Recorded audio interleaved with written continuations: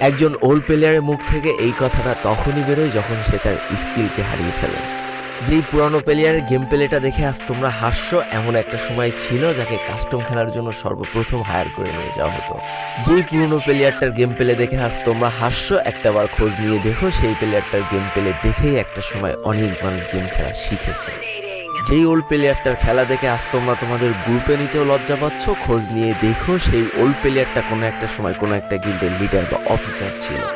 যেই ওল্ড প্লেয়ারটা আজ তোমাদের রিভাইভ দিতে যেতে ভয় পাচ্ছে, মনে রেখো একটা সময় ছিল যখন এই প্লেয়ারটাই পুরো মাঠ একা ফাঁকা করে দিয়ে আনে। যেই নতুন প্লেয়ারগুলো শুধুমাত্র ডাইনামিক ডুওর সাথে গেম খেলার জন্য সারা রাত জাগো, তোমরা মনে রেখো যারা ওল্ড প্লেয়ার ছিল তারা সারা রাত খালি ট্রেনিং পিটাতো নিজেদের স্কিল ভালো করার জন্য।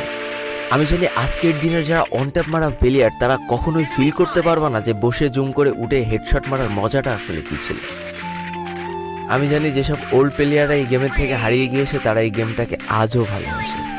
জীবনে এমন হাজারো ওল্ড প্লেয়ার আছে যাদের ফ্রি ফায়ারই ছিল জীবনে প্রথম রাত জাগার কারণ।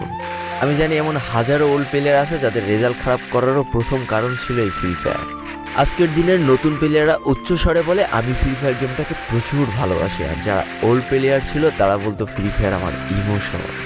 একটা না দুইটা না অনেক কটি বছর এই ফ্রি ফায়ার গেমটার সাথে কাটিয়ে দিয়েছি, অনেক ভালো ভালো বন্ধু পেয়েছি, আবার অনেক মানুষকে হারিয়েও ফেলেছি।